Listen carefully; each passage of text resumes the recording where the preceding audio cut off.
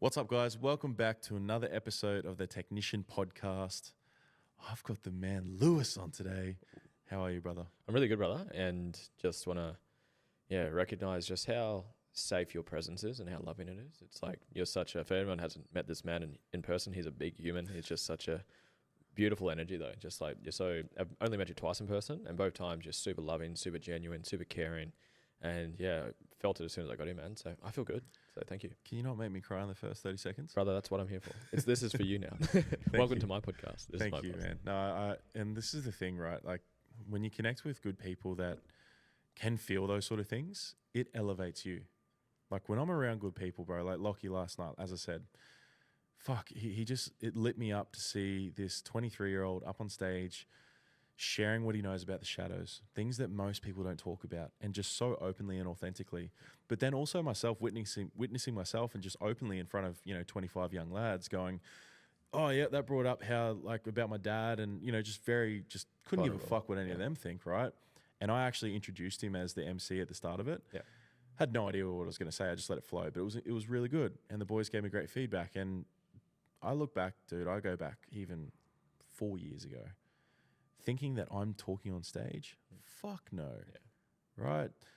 Can you, for me, bro, take me back to a moment before you were the man you are today as this incredible coach that's changing lives? Like, how the hell did this all happen? Because I'm sure there was a moment that said, okay, this is what I'm here to do. Because us both being ex-football players, what a world to come from to now step into this space.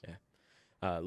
Beautiful question off the bat. And my heart and head went straight to purpose. So I believe everyone has a purpose. I have a purpose process I take people through, and the way I word it is your purpose is an expression of your biggest core wound. So whatever was most painful, biggest void, or your biggest wound in your upbringing becomes your greatest gift. This is pain to purpose, wounds to wisdom. So for me, the things that shaped me to who I am today were the seeds that were planted many, many years ago when I was very young. And the biggest sign that you ever, to find your purpose, is when you get tears of inspiration, not tears of sadness or tears of like a sob story or anything like that. It's like I'm just inspired by what I see and what I'm experiencing right now. And it's a story I share it very often. We're watching Shark Tank. I love Shark Tank. It's such a great show. And there's this one episode, and there's this young boy named Troy, and he's like 15 years old, got this clothing business, killing it. I forget the number.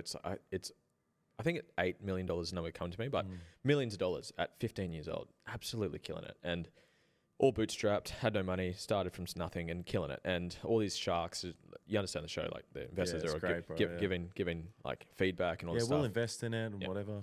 And Mark Cuban particularly on this show, it was just like giving Troy all this admiration. You're crushing it. Well done. Keep doing it. Here's some advice. Like, you've got the vision, but stay focused. Don't get distracted, blah, blah, blah. And just like, you're going to crush it. I love helping superstars succeed. And I'm watching this, I'm just starting to cry. And it's like, it's not a sad episode. It's a very inspiring episode.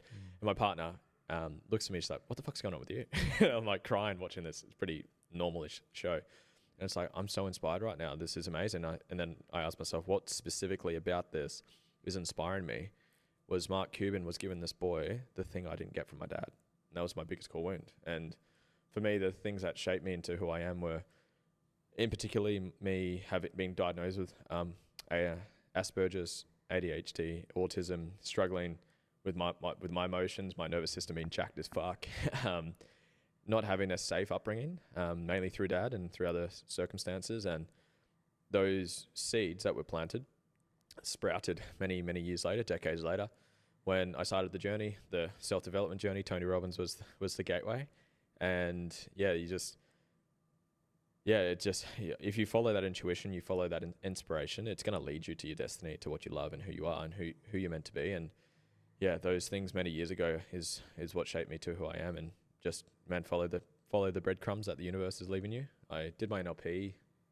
Fuck, I've done it twice now. The first time I did it, it was my coach, Luke Pierce. He just said, life will give you pebbles if you don't listen, boulders if you don't listen, brick walls. And then I say, not listen, fucking explosions. So just being able to listen to the breadcrumbs and actually follow that thing. I was like, fuck, I'm really inspired to do that. I came from the gym space, and it's like, I was just talking to these guys outside before you came in here. They're like, oh, why'd you wrap up the gyms? I said, I got to a point where I had a gym, and I had 3, sold 2, and I had 1 left, and I didn't have to work in it. I had an hour a week of work to earn $2,000-3,000 a week, and I'm just like, sweet. And it's like, well, why did you decide to sell? I'm just like, I just knew that wasn't my destiny, that wasn't my path, and it's led me. That was about 3 years ago now, and that's now we're here and we're having fun. Look at what you've accomplished in 3 years, bro. It's been fun, man. Wow. And thank you for sharing it in the way you did, because the question that came up for me was, what now gives you those tears of inspiration? Transformation, man. Transformation. I had some this morning. Had some yesterday. Had some the day before. So, transformation. The moment of transformation is what lights me up, when the light bulb happens. And I know you'll get that from what you do. When you see they get it. They get it, right? You see it, you feel it. I had one today. The one today wasn't too sort of transformational. Oh, we did actually at the end of it. One yesterday was pretty powerful.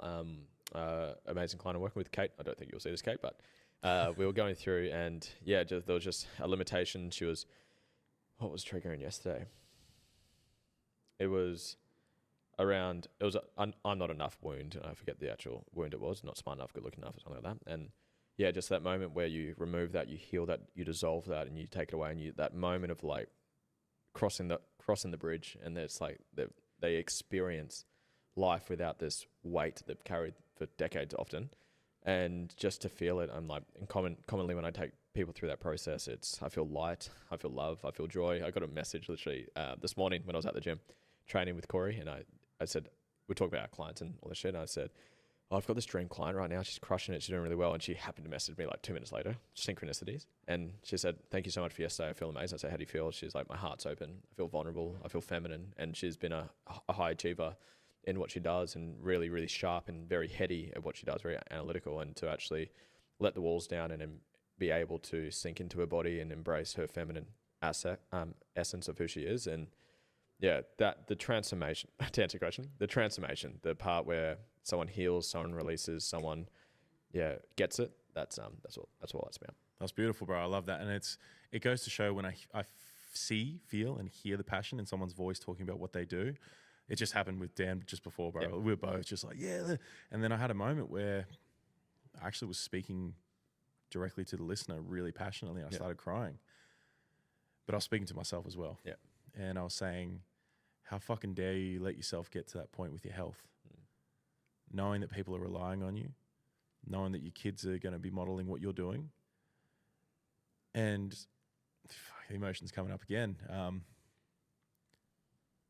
Bro, knowing that the mission we're on, and knowing that I'm allowing my own laziness to potentially stop me early in my tracks, it's not good enough. I'm pretty healthy. Like, I feel good most days. I train, I eat pretty well. I've got so much love, not much stress. Like, it's good. But clearly there's some shit going on. And how dare I not sort that out so that people get the best of me? Because I'll never forget this. Is it Tim Grover, Michael Jordan's mentor, Kobe's mentor? I'm not big NBA fan, but either way, Tim Grover, I'm pretty sure it was on the Last Dance documentary, MJ's documentary. I've watched it like 3 times. And he was in tears. Now, when you are inspired by someone and you're not even in their presence, you know they've left a fucking impact on you, right? Yeah. And he was in tears talking about after they lost the finals, I think it was like 96 or something like that, the Bulls had the incredible team. And Michael, like, once you lose the finals, you're on holiday. Yeah. So Tim's like, yeah, see you, Mike. I'll see you after. And Mike's like, I'll see you tomorrow. He's like, what? He's like, yeah. If people are going to spend their hard-earned money on me to come and watch me play for 3 hours or whatever it might be, I have an obligation to be at the best. So coming back to, again, how dare I don't show up to this fucking podcast or my socials and not show up the best I can for the people that may have needed to hear whatever it was I was about to say, because I'm not in the best state I can be. Right? So I guess my question for you, bro, as we're both very open and authentic people, what's your how dare I moment at the moment? What are you not doing? What's something that you know you haven't really dived into to help you show up as the best Lewis? And the word that the word that came through for me just then was confidence. I think it's definitely, it definitely is the edge for me that I'm leaning into. It's something that, man, I've struggled with a lot of my life, especially around the masculine, I was talking to Corey this morning about this actually. So it's just that confidence around other men, and it's ironically majority of my clientele are women, and there's a level of safety there. And yeah, it would be the confidence of really express. It's the working with a Reiki teacher through this. It's the dark, healthy dark masculine, because I've had the unhealthy dark masculine through Dad. So just learning to embody that sort of the healthy predator, and even the word predator generally will trigger people, right? But it's like when you've got that animalistic, when you're in the bedroom in particular, but a lot of the light feminine, dark feminine wants that real dominant predator in different, obviously, circumstances and times to come through. And that's a part of myself that I'm learning to integrate more, because I've had such pain around that. So how dare I not lean into this earlier, and as hard as I am leaning into it, and actually going head on into that discomfort, and actually leaning into the parts that trigger me and bring my shit up and I get avoidant of it. So healing and embodying the healthy dark masculine is my edge at the moment. Bro, thank you, first of all, for just being so open about it, because we know where that's at with most men, not being able to share authentically from what's actually fucking going on for them, right? First of all, shout out to Nerida Bint, for calling me on that, because I just spoke about this with Dan, and who helped me, but she just called me on something. I said, there was an opportunity around a ex-team doing a presentation with them. I did nothing with it. She's like, how dare you? What the fuck are you doing? Send them an email. Send them the media kit. Do something about it. And I was like, oh, you're right. What am I doing? And I just needed to hear it that way, right? So, but dude, this is the perfect segue into what we were going to actually talk about at some point during this conversation. And I myself have gone through that process, and it was scary. Integrating my monster. Yeah. I've done a fucking lot of men's work now. I've run a lot of men's work events, workshops, retreats, all the things. And there's always new parts. There's always, there's this, as we said before, that monster in me only ever felt safe to come out in the football field. Yeah, and vice versa. That was the outlet. I bet you were a fucking beast on the field, like when chopping people in half. When it was on. And I had this realization in the last sort of 3 months journey and going through this was, since footy, I haven't had that outlet. I've got the exact same. I've got business, but business like a bit more tactical, like logical, and like you don't want to be fucking running through walls in business. Not maybe, but it's like that. Yeah, that killer. Like I'm gonna fucking destroy you. Like I haven't had that outlet. I did a men's retreat earlier this year with Corey, and we did like a rage release exercise. I was mad. We did a shame circle. Got the kit off in front of the lads. Daniel was there actually. Me and Daniel saw each other all every part of who we were. How's that loop closed off there? That was funny, man. And because for anyone that hasn't done experience a shame circle as a man, women do it too. I obviously haven't been a part of one of those, but essentially like you be seen completely naked in front of other men, because a lot of men have shame around their body, around their cock, and around all that stuff. And we walked in a room and we walked down this like corridor. Sorry, Corey, to give away your secrets, but you're at this door and it's like you got to write down on a card what's your intention for the day, and you don't know what's on the inside. And I said to let go and surrender, and obviously timely for what we're about to do.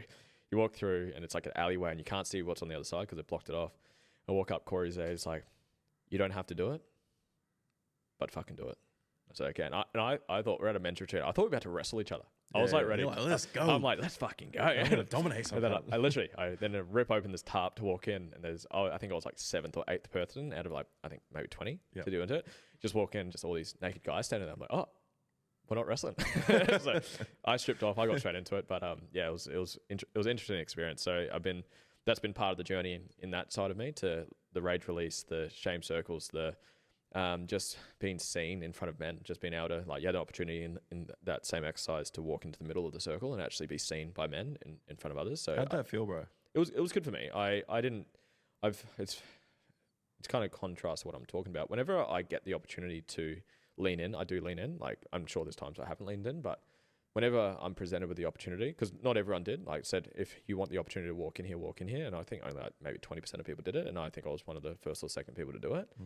So I'm grateful in that sense where there's, I don't know if it's bro. through dad or whatever that traits come through, but like when the edge is there, I'm pretty good at tuning into it. It's there, and then just like 3, 2, 1, fuck it, let's go. Yep. So it was good. It was very, just I know, relieving, strengthening, releasing. So yeah, it's one of many processes that I've been on in the last 10-year growth, but definitely one to remember.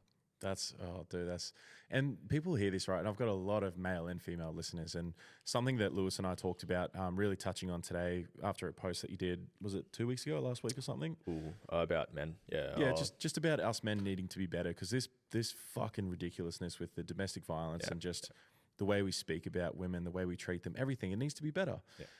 And my mate Ray Brown and he's one of the best men I know, bro. This super scary, moldy bloke. I owned PLC Studios, and he was F45. Oh, no way. So I know him through like indirect competition. So you've seen him and felt him. He's like... I haven't seen him in person. I've seen him, his content. I've seen him through his studios. I don't know if they're still around. But I've seen him, heard of him, but I've never met him. Gotcha. Yeah. Heard great things. That's a man that can go from big, smiley, moldy bloke to I'm going to kill you. Warrior. Just like that. Yeah. And he's probably someone that's really helped me, and I'll channel in his voice at the moment. He's like, bro, just let it come through. And when it does, you just accept it. It's a good accent too. And I probably should, because my background's multi Filipino. So my mum's New Zealand, my dad's Cook Island, but I'm white as fuck, and I sound like an Aussie. So you are an islander. I was born on Norfolk Island. My dad's dad. Fuck, I'm gonna fuck this up. Dad's lineage is Cook Island. Yep. My mum's is New Zealand, but they're both white. And I grew up in Australia and on Norfolk Island, so I look like an Aussie. But yeah, New Zealand, went to school in New Zealand for a little bit. We own land in Aitutaki in the Cook Islands, so very Islander-ish, Maori-ish, but just don't look like it, don't sound like it. Bro, have you done your war cry? I don't know. That just came through. There's like a part of you connecting to that part of you. Or maybe. Oh, that makes sense. Yes. I just connected that. I just saw you. Holy fuck, I got goosebumps. Yeah, I just connected that. You need to do something around that and go through that process. And that is your warrior. Yeah. Yeah. When you said that connected to it. The Polynesian culture is so strong in 100%, that sense, right? Bro. I don't know if you've seen the video that I've put up a few times where I've got the war paint on and shit like that. That was the first moment that I tapped into my dark masculine in a safe way. Now, when people hear these sort of words, they're like, what the fuck are you talking about, dark masculine, blah, blah, blah.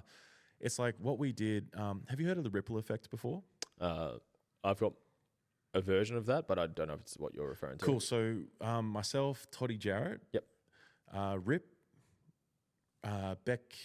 Shit, I've forgotten Beck's last name. That's hot. Anyway, shout out Beck. I apologize. And we all started this event called the Ripple Effect. And it started in Rip's backyard, where it was like a few people around, ice baths, breath work, bit of food, shit like that, talking about deeper stuff. Dude, it went from 20 people in the backyard to let's sell 100 people event 3 months later, masculine and feminine, 50 men, 50 women. Love. And let's go in and heal those wounds around those two energies in the two genders. Yep. And there was a moment where, and I've told this a few times, I'm sure people get sick of it, but I know it hits every time. And I had to actually be in the processes because a few men didn't show up. Yep. So I was like, all right, fuck it, I'll get in and experience our whole event for myself. Yeah, like be a client or like do a process with someone, like be the just like go reflection. through every activity with all the other men. Cool. So I stepped in as one of the 50. Yeah, cool. And they were pretty wild processes, right? So, but there was one where we all were standing down on the football. It was fucking wild. It was on a football field, and then just up from it was like an old pool, where it was empty, and all the women stood around the pool. 50 women standing around a pool, 50 men lining up ready for war. And the process was there's Viking music playing up at the pool. And we're all like building up. So, really letting it build in. And oh, fuck, I saw a couple of the boys where I was like, holy shit, I've led armies with you. And this moment, man, I still remember walking up there in this single line. We get down in this pool and we have to face off against each other. So each man, just pick a man, go against each other. I went against a young 21-year-old Spencer. I think he might have been 19 at the time. Around about my same height, but nowhere near my size and everything. Poor bloke, man, he copped it. Yeah, I want to go with you. There is a switch in me that I used to be scared of before I knew this monster. Yeah. Before I knew it was this part of me, it was my shadow that I had to accept, and I did. But in that moment, what we were trying to show women was that this energy, this protector, can be safe. because a lot of them have experienced the violence of this yelling, this roar, this. Because I was saying things like, because I'm thinking about my sister, my partner, my mum. Toddy really built it up. Like, think about the women you're going to protect. Yeah. And then on 3, let it. And I'm just like, you're not going to fucking touch them, cunt. Yeah. I'll rip you. Like, going wild, right? And us just bringing back all the energy that came from that. And for the women, a lot of them just instantly started, I'm pretty sure all of them started crying instantly. But what was happening in that moment was like this deep inner healing of like, holy shit. And they said this afterward. It's like, that just showed me that it can be safe. Yeah. That men can actually protect us with this, what might have been seen as violence in the past, right? Which is fucking horrible. Yeah. But it can be shown as like this protector that we've been built for it. We're here to provide, protect, love, all the things. And I think in that moment, it really reminded men what we're actually capable of as well. Yeah. Get to know that dark side. And I guess my question for you, bro, is like, how do we help the men around us start to really change on that level, to start to understand themselves so they don't let that monster come out to hurt the people they love? Beautiful question, man, and beautifully framed as well. And you've obviously done your work, which is beautiful, and there's obviously more work to do for everyone. Always, bro, yeah. The first thing that came to me, man, is just you can't be held accountable to something you're not conscious of. Like, it's the cliche quote, everyone's doing the best what they have. And if you take it a little bit deeper, is what I just said, you can't be held accountable to something you're not aware of. And for men to be acting the way that they're acting the way they are based on their upbringing, based on their conditioning, based on what they view, based on the movies they've watched and what a, quote, healthy man is, which is probably an unhealed boy, which was their dad or their grandfather, whatever it is. So first thing is awareness and just having these conversations and doing content and the raising of consciousness and self-development and healing and all the work, the men's work. It's like we're in a hot spot on the Gold Coast. There's obviously a lot of on the Gold Coast, but it's doing the work that we're doing and actually spreading the awareness. And man, doing your own work is the first thing the second thing that comes to mind is you healing yourself as a man. You're healing your brothers, you're healing your fathers, you're healing your uncles, you're healing fellow men by healing yourself. Accountability as well, whenever you feel it as a man who's aware of it and you've had the awakening and you're on the journey, consciously on the journey, because we're all on the journey, just not everyone's conscious of it. And just, man, challenging your brothers, challenging your sisters when you challenging your brothers in a healthy way, like calling them out on that shit, like seeing what they're doing. And I don't experience too much of it because I'm so selective with my circle. You're around good people already. I'm around good people, but like if and when I do bump into it, I see it. Like my dad I love my dad, but he's my ultimate client. So I've been trying to help him along the way. But it's like when I hear him in a loving, supportive way, I challenge him in a healthy way. It's like, Dad, like, is that really the truth? Is that really how you want to react? What would love do? And just really pushing back in a healthy way. And that took me a long time to get to that point with Dad, because he was like my wounder. So it took me a while to get to the point to be able to do that. But awareness is first, being able to lean in and do your work to heal yourself, to heal others. And then for the men that are on the journey, to initiate, challenge, support, and get other men to do the work too. Whether it's like, hey, bro, I need you to come with me on Thursday. Go to an event. I need you to come with me. And just go into the many events that are getting run these days.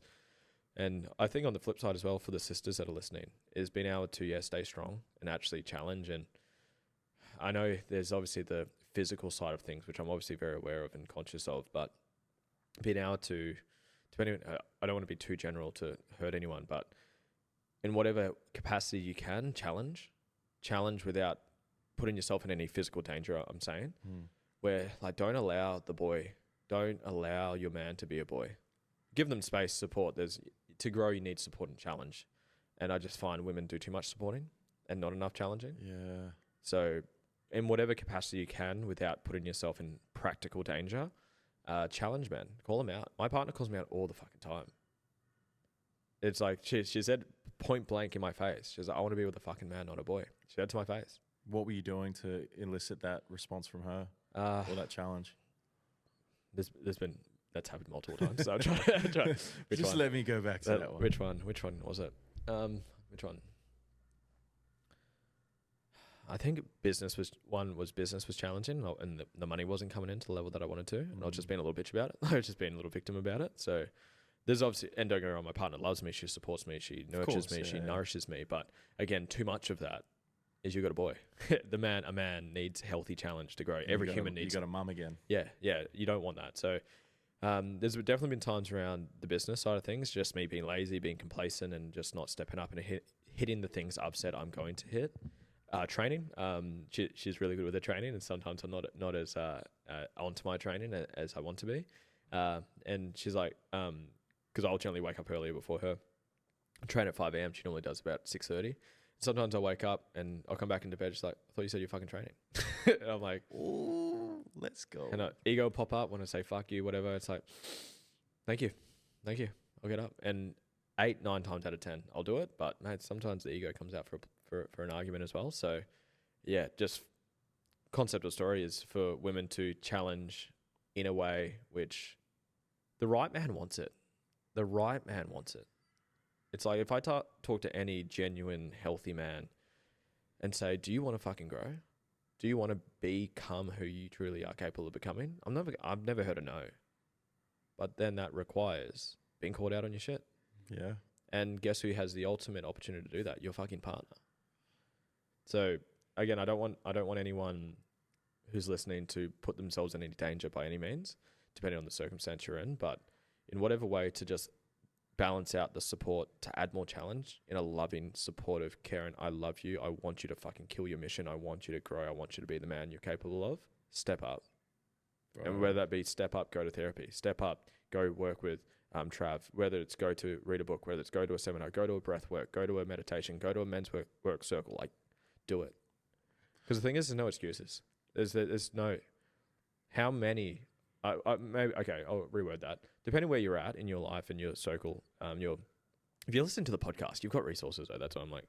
If someone doesn't have resources to listen, have internet, clean drinking water, all that stuff, get it. I get it. But if you're listening to this right now, there's no excuses. It's just your own shit. You just, like most men are avoiding the fear that's there. Yeah. What's going to come up? Oh my God, am I going to be seen? Am I going to have my wounds brought to the surface? Yes, you are. Hell yeah. And that's where the growth is. Bro, if anything, from whatever I see at the workshops, the retreats, whatever it might be, all I see is little boys getting to heal through their shit. Yeah. And then if anything, create some really strong brotherhoods. 100%. And the brotherhoods, the positive brotherhoods are the ones that you said before, how we change. What I've really started to see and what I said to Ray was like, we need positive peer pressure. Yeah. If, like you said, call them on their shit. If you're out with the boys doing their thing and you hear one of them start talking in a way that's not okay. Yeah, fucking say something to them. Yeah, bro, I love you. That's not fucking good enough. Yeah. It doesn't have to be in like a prickish way, but or maybe some of them need to hear it in a prickish way because they only, respond to that based off daddy. But it's going to be like, we really need to step up as men and not be afraid of conflict too. Because if you're holding back a real conversation from your mate or your brother, you call him a brother, you tell him you love him, but you're not ready and willing to tell him what he needs to fucking hear. Yeah. Well, then are you really a mate? Yeah. Are you really a man? Because if I'm not seeing more of that, because I know I wasn't. I didn't do that shit. I was terrified of it. I was a people pleaser. Yeah. I didn't want to. Rejection sensitivity kicks in. Yeah. I want everyone to love me. Yeah. I feel you, man. And it still plays out. It definitely still plays out. I had a client recently who wasn't, overly happy with their outcome. And I took that hard. I was like, fuck. But I took responsibility. I'm like, okay, let's keep moving. How can I take full responsibility here and help them to get the outcome they want? Yeah. So and even in that, men, take some fucking responsibility. Stop putting shit outside of yourself. How many times do you hear that, bro? Like, oh, it's just because of this, this, and this. No, fuck off. Go within yourself for once. Sit there and look at a wall if you need to and realize what's in you. What is bubbling up there every day? What's causing you to drink the alcohol? What's causing you to go to the drugs? What's causing you to get a bag of Coke every weekend? And I'm not trying to shame anyone, but let's call a spade and call us out on some shit that's happening. What's the most common thing, bro? Like, because shout out to what's your partner's name? Georgia. Shout out to Georgia. because my Mrs. Christelle does the exact same thing. I do it to her too. Yeah. She tried to give me the shit. Oh, I'm tired after work. I'm like, fuck off. Yeah. Get your ass. That you were doing it before we were together every day. Oh, I've got a little story I want to share. Yeah, cool. Before you do that, just a relationship is a magnifying glass for your unhealed shit. Just lean into that. And we're navigating some stuff in our relationship at the moment, and I've had some wounds come up in the last couple of weeks, and just I'm like the the very feminine aspect to me just always wants to share it. She's like, hey babe, can I just share something with you? And my partner's got like gets defensive because it's like it's my fault wound comes up. It's like, babe, this is not you. This is me talking. Yeah. And there was just this little big lesson. It was literally, I think, not last night, 2 nights ago. And it was just this lesson that I think will hit home for where we're heading. And I brought up this problem, this thing of me, and the way that she handled it is she pretty much just invalidated and said, that's your fault, go solve it. And it's contrast to what you're saying. It's the balance to what you're saying. I said, babe, pretend I'm a 6-year-old right now. What's our future daughter going to be called? What are we going to call her? Ella. I say, I'm Ella right now. So I'm coming to you. My name's Ella. And I've just poured my heart to you. I've got a problem. And you say, it's your fault, go solve it. You're doing that to me right now. Now, I'm not looking for solutions. I'm just looking for you to listen. So I don't know why that came up, but it came up for me just then. And just for to balance out the challenge as well, sometimes it's just to hear, to support. And that might be what they're looking for, to be heard, to be seen. Like you said, it's like I'm fear of like being slammed against and like just being ridiculed and being hurt. But yeah, there was just I don't know where you're about to go with relationships, but just that's been shit that's been coming up for us. There's been a lot of insecurities for me coming up recently, and I just lean into it and share it, and just being able to have my partner learn to just hold space, and she's getting so much better at it, is just to hold space and let me actually get shit off and actually be seen, heard, not fixed, just heard. And then what are you going to do from it? And challenge to do something with it. But yeah, that just came up when you were talking. No, bro, that was perfect, because that's where we flow is perfect, right? What's meant for us won't miss us. And that's just brought up for me, I'll share as well, where my partner's so loving and supportive and holds space, I don't trust it. And I've told her this, like, it's not something I've not said to her. It's like, hey, I had to call her out one day and be like, hey, I feel like your support is fake. Because every part of me didn't believe it, because I'd never had it. Every time I came home, no one was saying, babe, you did so well. Like, fuck yeah. Tell me about your day. I didn't even want to talk about my day, because I've never had someone be like that. I've never had someone care so fucking much. She wanted to know every detail of my day. So for me, that was scary. Or it pissed me off. It's like, nah. And I'll always, I don't want to talk about it. Yeah. I just did this, this, and this. Yeah. When I actually did some fucking cool shit. Like, she would love to know about this whole trip down the Gold Coast the last 3 days. There's been incredible things. Yeah. And I know that there's probably part of me that's probably going to be like, oh yeah, I just did these couple of podcasts. You'll probably see them come out. Yeah. You know, and I've had these moments of bloody sitting in the sauna before, like I was saying, of downloads of my next 6 months and like the next level, and visions of speaking on stage at my own podcast event, like all this shit. And yet every part of me, because of how I dealt with as a kid, a little boy, no one was really there to ask me things. I was always asking everyone else. Yeah. I don't know how to deal with it. Yeah. So, and Lewis and I are talking about this stuff for any of you guys, and especially for the women too, knowing this is how a lot of men operate. We are actually beautiful, feminine being men. We can like, I know that's where I was most of my life, bro. Yeah. So I resonate heavily with what you're saying. Yeah. It's only really in the last couple of years where my masculine's just gone boom. Yeah. You know, Iron John, rites of passage, all the shit. Like, I've gone deep, and I've had to. So if there's any men listening, and I've called out some men recently that have tried to avoid me, right? Yeah. I gave out a free session to someone, and he didn't even show up on time. I called him on it. What do you think he did? I'd say triggered. Yeah, he tried to project on me and tell me I'm fucking full of shit, and fuck you. What I charge is ridiculous, and you don't even know what you're fucking doing. All this shit, right? I was like, hey, bro, all good. Sorry you feel that way. I hope you get the help you need. Yeah. But he had to hear that. He had to hear, mate, that's not good enough. I don't want to hear any of these bullshit excuses that you've been using for the last 30 years of your life.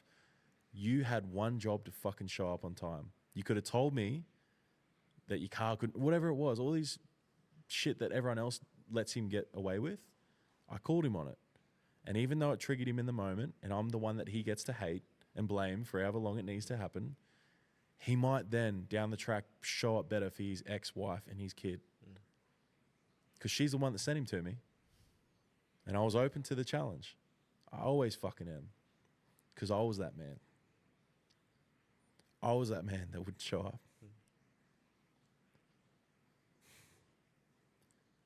And I can't do it anymore, man. I can't watch little boys hurt little girls. That's what's happening, guys. It's not grown adults. Grown adults don't do this shit that men are doing. They don't beat a woman to fucking a pulp because they can't deal with their own fucking life. Do some breath work, cunt. Learn about yourself. Go read a fucking book. As Lewis said before, watch a YouTube channel. Like, don't take it out on this beautiful fucking creature that is here. And most of them, they're loving you. I know it goes both ways sometimes. I know that. I'm well aware that there's manipulation and coercion and all this other bullshit that happens, right? But that's not what we're talking about. And it happens every time where we end up saying the victim was bashed. Fuck that. Let's not focus on that. Let's focus on the prick that did this shit. Why do we stop focusing on that? Why do we stop focusing on the perpetrator? It's like every time we try to label her and make her feel like shit and powerless. And then she's labeled as that, and then probably for the rest of her life, most of them that I've met, that I've helped and supported the best I can, including my partner. You got it, brother. Gets me every time, man, because I look at her and I go, who the fuck could ever lay their hands on that or treat her like that? And of course, man, when she told me I want to rip this cunt in half, and I could, I have an extremely high ability of extreme violence. I know that. And I fucking pray to God no one ever gets to witness that. If I ever see a man, and as I said, bro, I've got control. I've known my monster, but fucking hell, if I ever see that shit in person, I don't even want to say what I would do. I'm sure people can visualize it. What's your answer to it, brother? Yeah, like you asked. This, bro, this actual fucking passion and real emotion about enough's enough. Because we talk about it, don't we? We see it on podcasts. We see it on TV shows. We see it in movies. We see the government try to take an initiative. Let's do another initiative. Fuck that. Let's be real humans and actually show some heart. Let the tears come out. Let the emotion come out because it means so much to you. I keep hearing this shit, bro. I keep hearing this like, as a man, you must sustain yourself and hold and not show emotion and speak as a stoic. And don't get me wrong, there's a place for that. But how about men? You stop trying to act like a fucking narcissist and show some emotion on your face. Let your heart open. Let it crack open and let all those tears and emotions and anger and sadness and all that shit come out in the spot with your brothers so it actually comes out so you don't go home and let it leak out into your environment, into your home, into the people that you love. And I'm not sorry for any of that. I hope it fucking triggered people. Okay. I hope it made you think about the shit that you do at home.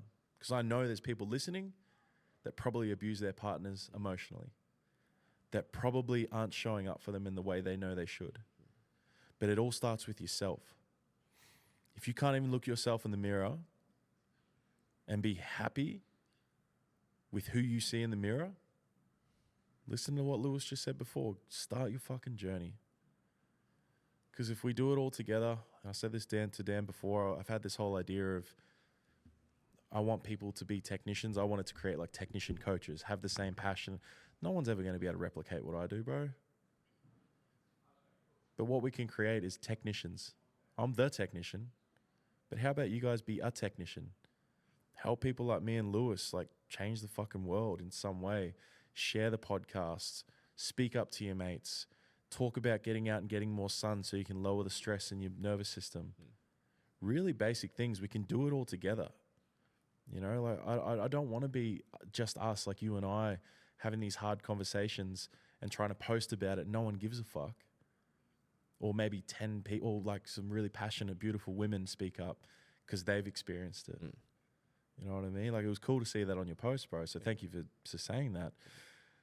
But I guess now, you know, coming back to my epic guest that's sitting in front of me, what comes up for you after seeing how I feel about that, bro?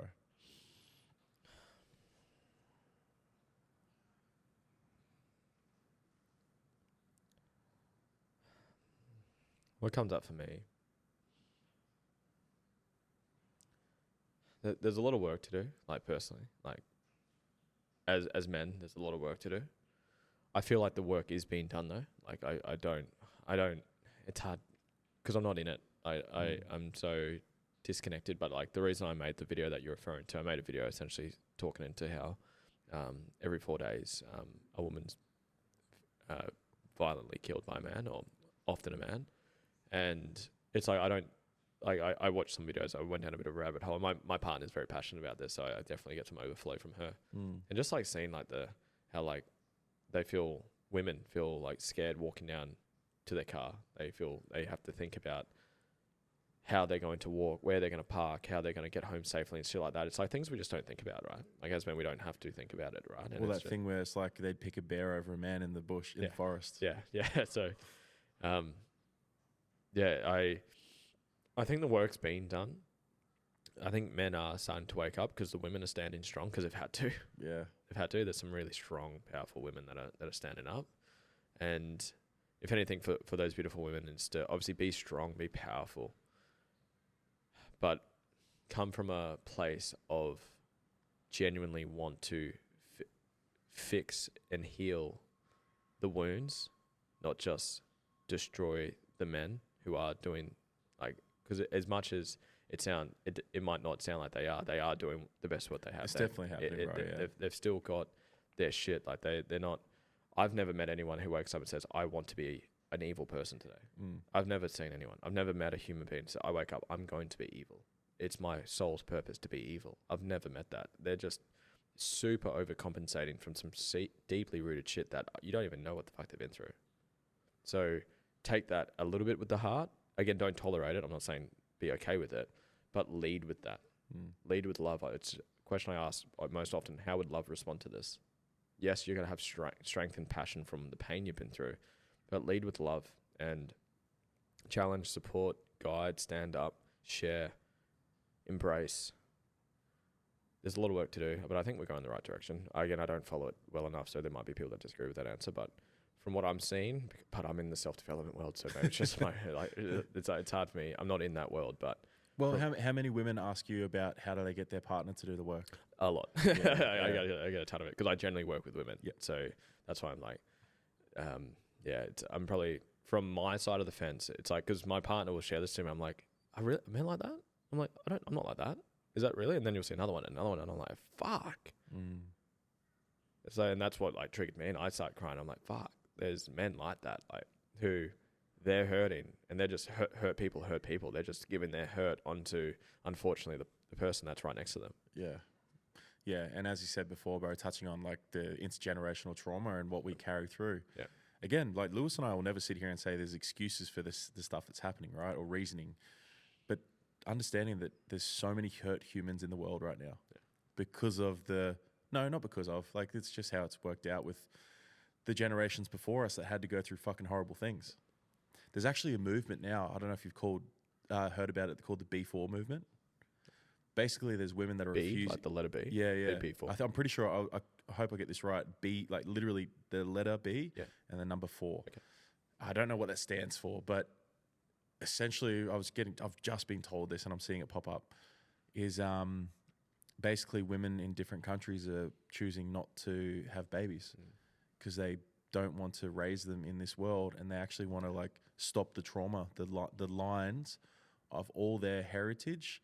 So we're actually going to see a whole generation of people die out, which is wild, bro. But in a way, there's probably parts of it that need to happen in some way. It's a cleansing. Because in a way, trauma through the bloodline stays with us, right? I've seen people that have taken shit on from their mum in the womb. Yeah. I know I've been through, whether you want to call it ghost genetics or a past life, I literally experienced when I was a fucking Aztec warrior during a breath work. Yeah. I've got it on video.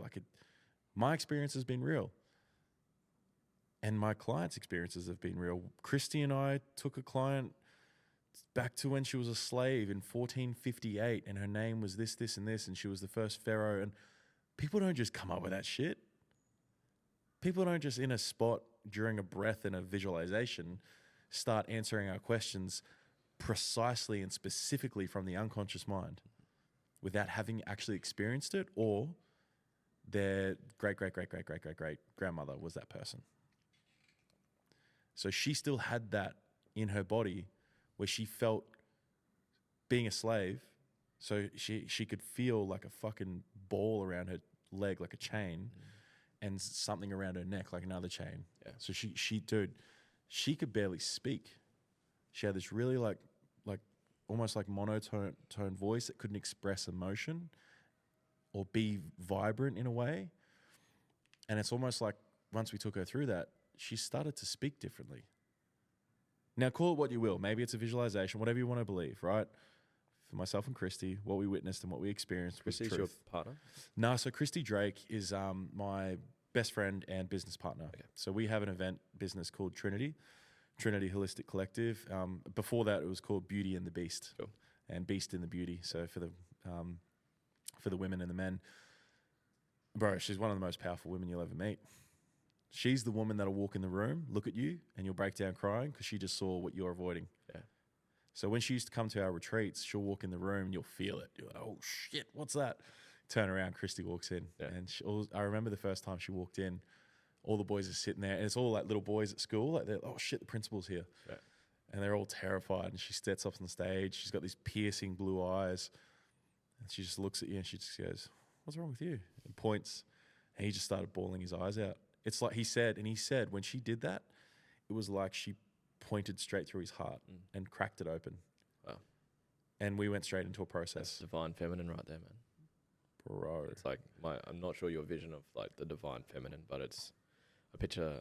I've seen like a photo, which kind of is my reference, but it's just like this quintessential, like full expression of like Mother Nature, where it's like the capacity to feel and connect and heal is just like at like infinite amount of potential. Yep. The manifestation you feel as you think you create, it's just like I believe the feminine energy is more powerful than masculine, energetically speaking. 100%. From a masculine warrior build, create type of thing, of course, but from an energetic healing, feeling, and manifesting, I think of feminine, that's like, if you even look at like women, how they connect with their sisters, they're so lovey-dovey, connected, how you feeling. Like, man, let's not talk about our emotions. So that's really powerful, man. That's she's a warrior. Yeah, it's beautiful to have around, bro, because it's like my partner's real feminine, like beautiful, divine feminine, like just nurturer. But she does have that dark, masculine, dark feminine, all the beautiful things. She's in the quadrants, right? She flows. But what happens, I feel, is that especially for myself, I work with a lot of female clients too, but a lot of male clients too, flowing between the two. And I feel like for a lot of people I speak to at the workshops especially, it's like if your own masculine doesn't feel safe, then the feminine's not going to be able to do its healing.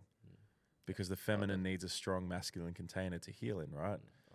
So it's like if you've got a strong man that is mostly in his masculine, it can probably be a pretty safe space for a bit of a wounded femme to do her healing and go through her shit and be held and just have the rock there for her, right? So I find that myself being able to go between the two as you do yourself, it's like women can get a safe representation of what they can actually have in their life. Yeah. Is a man that's not going to hurt them, is a man that can show the features and the energetics of maybe dad that they've got the wound around, but then has the ability to, as you said, tap into the feminine and bring up the, hey, so what was it that happened when you were this age? Yeah. And I think in that, it's like a de-armoring moment where they actually let down the walls that they've had to build, the masculine walls. And they go, holy fuck, I feel safe enough to actually speak about this. Yeah. And I can breathe, like you said about your client, right? Feel lighter, feel open. So, and I guess, coming back to the point of speaking into this stuff is, brothers, I know you're listening right now. This stuff's real. Lewis and I see it every day. As Lewis said before, he's in circles where this is like normal chat, right? This is like over a coffee, go down to the local cafe, like, hey bro, so how's your divine masculine going? Obviously I keep it real. Like I would say my biggest thing is I'm very like footy boy about a lot of my spiritual woo-woo stuff too. But I think that's what makes it relatable. Yeah. We don't have to go to esoteric and woo-woo. Yeah, and I can do that. But I think what come up for me, and Christy helped me realize this, was that she went back to the etymology of my name. And Travis is like the bridge or the gateway, and Leonard, my middle name, is Lion.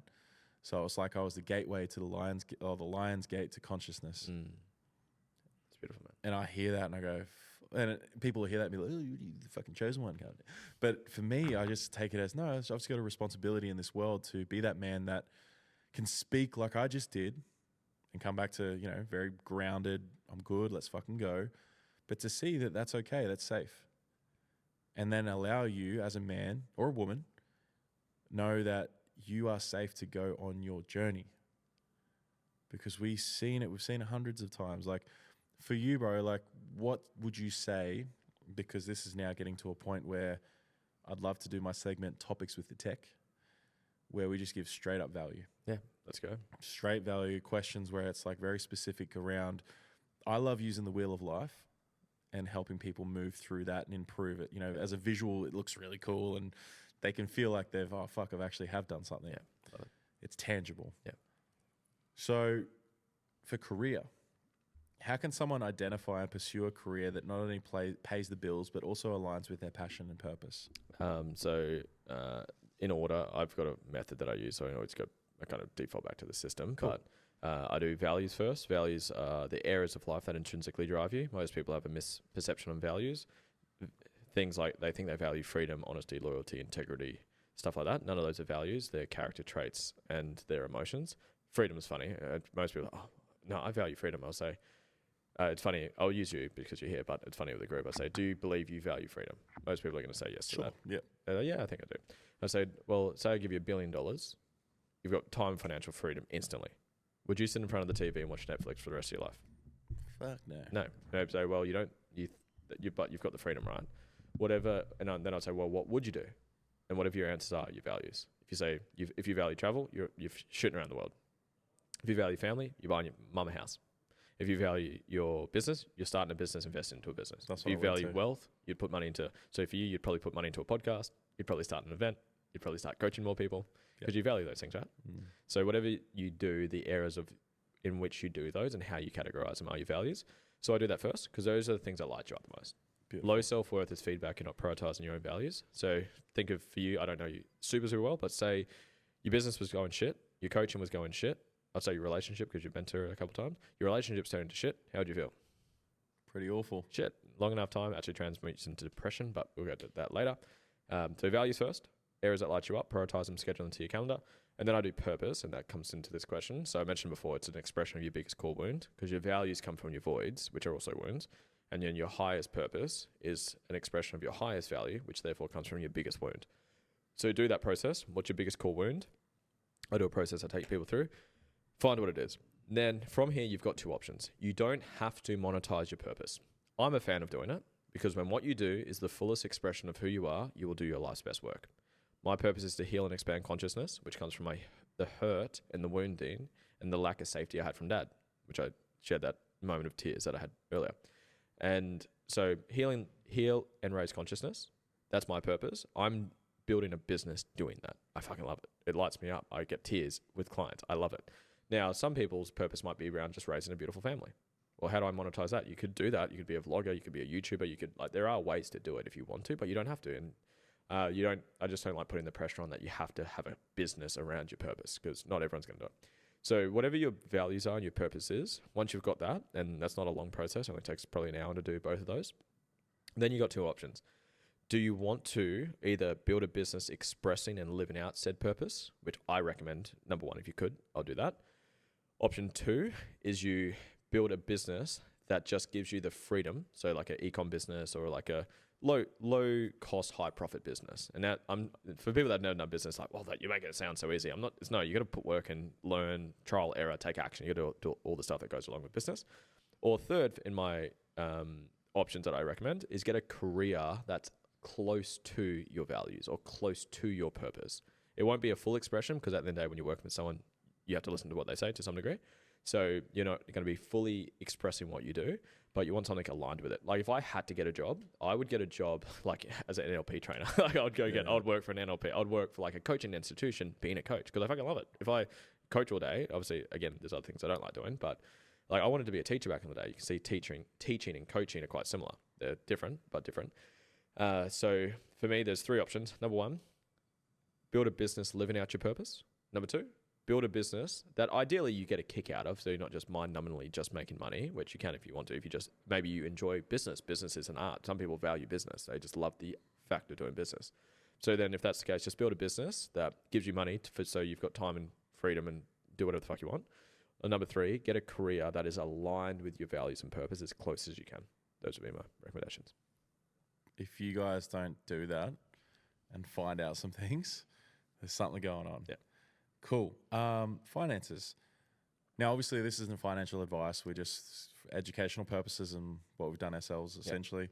What strategies can individuals implement to achieve financial stability and abundance? And how important is financial planning in building an ideal life? Beautiful. Awesome. So a couple steps on that. So number one is we're going to do the steps. We do values, purpose, and then we do mission, vision. So mission is a long 5-10 year goal to fulfill your purpose, something measurable that you can break down into actionable goals. And then a vision is, what does your life look like once you've hit the mission? So my biggest core wound is my dad, scared, hurt, etc. Purpose is to heal and expand consciousness. My mission is to coach 10 million people to live a life that they love.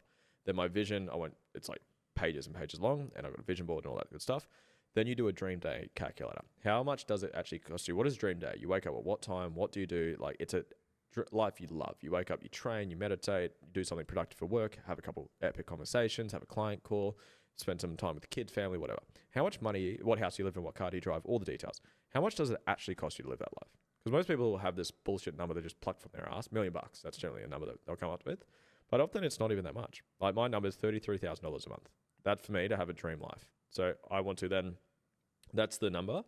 Then you need a business model, so a vehicle to get there. So if you want to go from Australia to America, a car's not going to get you there. You need the right vehicle. So that's when you go back to what type of business model will allow me to earn that. You could earn that through a job. You have to probably fucking work at a place for a long time to get there, but you could do that. But I want a vehicle that allows me to earn that income.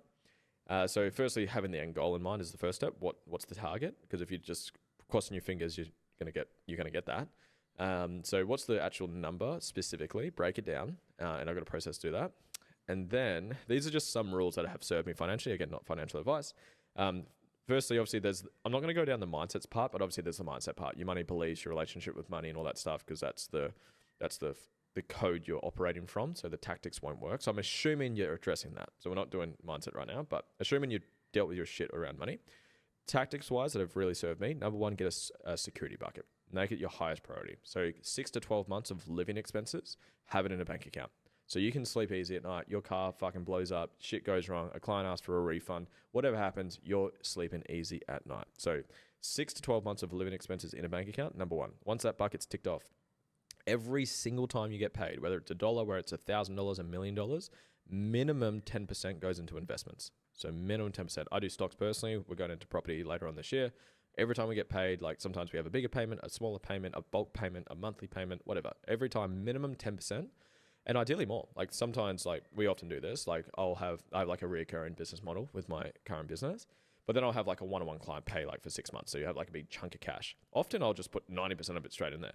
I'm just like, well, I don't need it. Well, because I live I've got like dodgy ass thongs, like average clothes. I don't like get the bougie stuff. I don't get a kick out of that. But It's like minimum it's 10%, because that discipline, regardless of how struggling you are or how much pressure's on, because it sets you up for success in terms of your resourcefulness. Because I had a friend, Nav Deep, if you know Nav. He's a crazy character. I just ran into him last night. He's a crazy character. We had a chat the other week about finances and had the same conversation, because most people pay their bills first.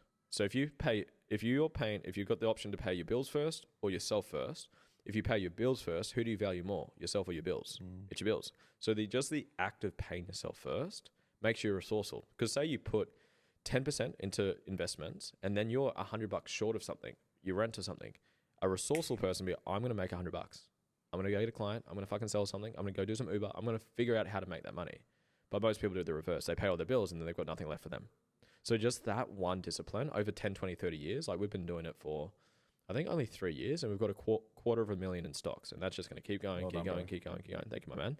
And it's just like sometimes, and that's been hard when it's like, fuck, I've got bills to pay. And don't get me wrong, like our dog got sick and we had to go spend a couple grand in the vet. That's why the security bucket's there. Yeah. But it's still having that discipline of always having that 10%.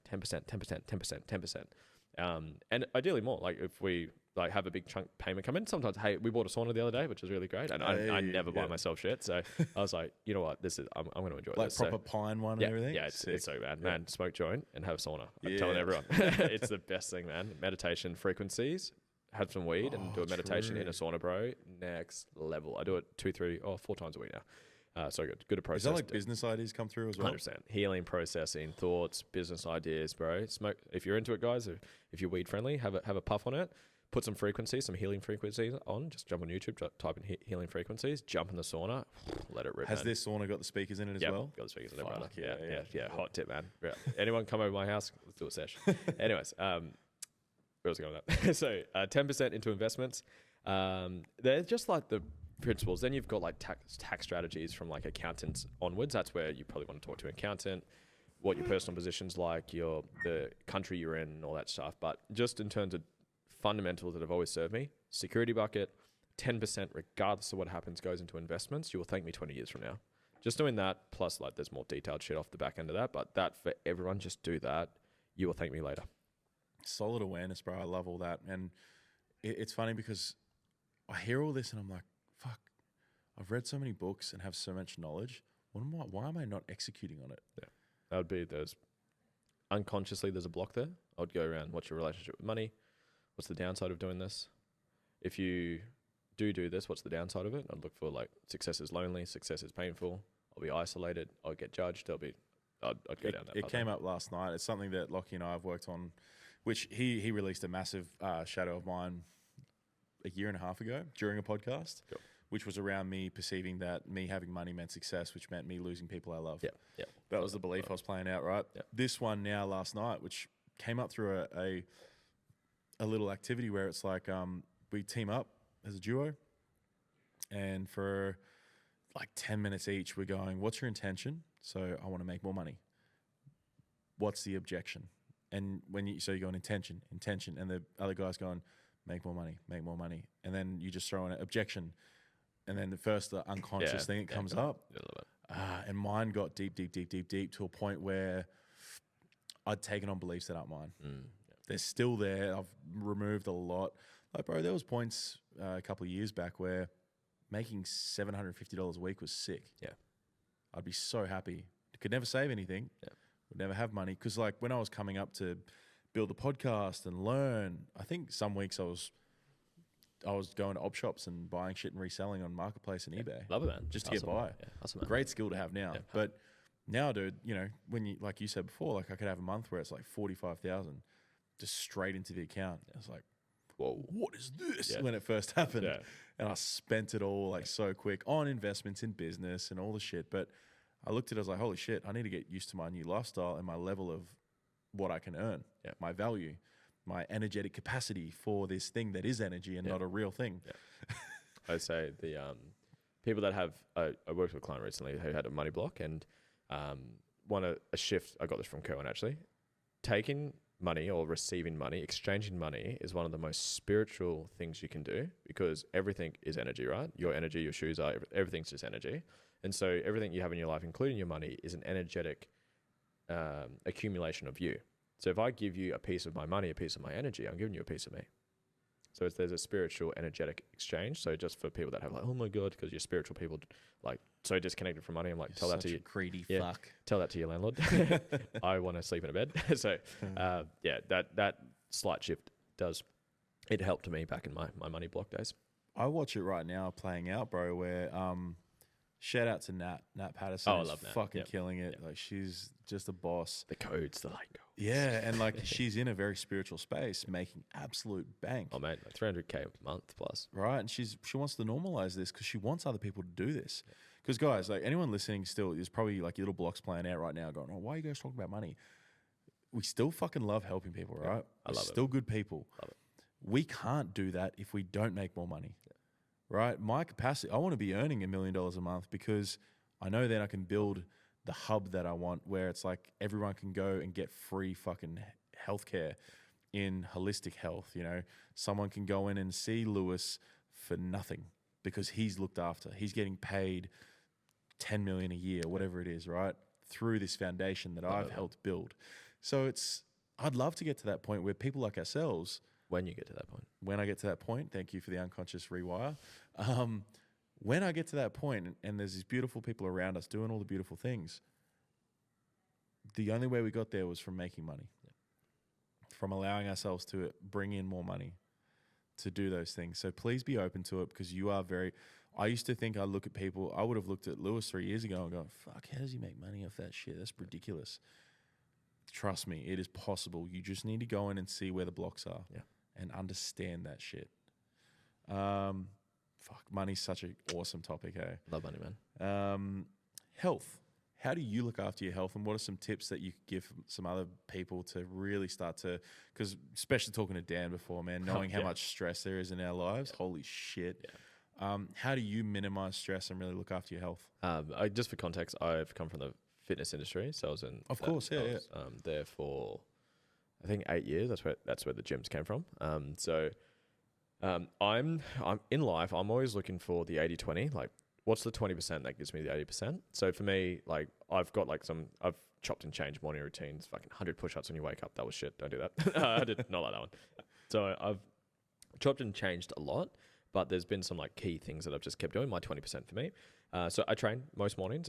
There's very rarely a case that I don't, even though I used that story about my partner earlier. But there's very rare occasions where I don't train in the morning. I trained this morning, trained yesterday, trained day before. I do 6 to 7 sessions a week.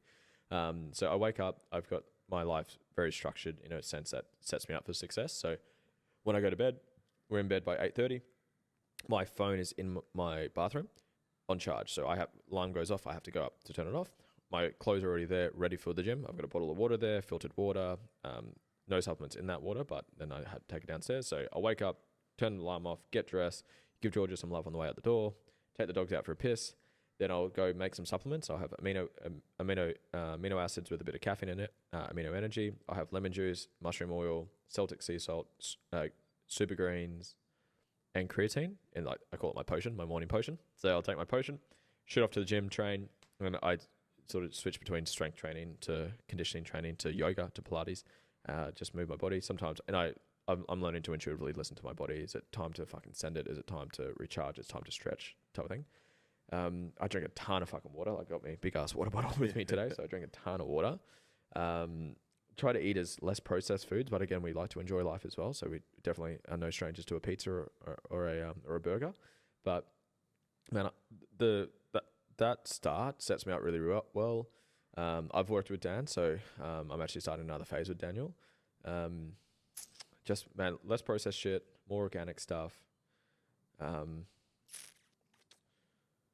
of water, good sleep, like 8 hours minimum of sleep. They're like kind of the physical basics that I'm learning now to do more yin to yang. So yang's very like high intensity conditioning, pounding, I guess, the muscle. Ying's very like the relaxing, parasympathetic, losing my words right now, to lengthen out and relax the body. So I'm learning to do more of that because I come from the footy. I trained with Corey this morning, and he's so funny. Corey's like this jacked bodybuilder, Corey Boutwell. Check out his Instagram. And he's like great men's coach, and he's like jacked bodybuilder background. And it's like it's so beautiful training with him because he calls it like his Zen training, Zen bodybuilding. Because like you think of like the Ronnie Coleman, like lightweight baby, lift it up, and like that. But he's like, and he just like cranks out 130 kilo bench press like for reps. I'm like, bro, you know, like, he's so like in tune and present with his training. So that's been really beautiful to actually mind muscle connection. Must be wild. 100%, and that's exactly why. So.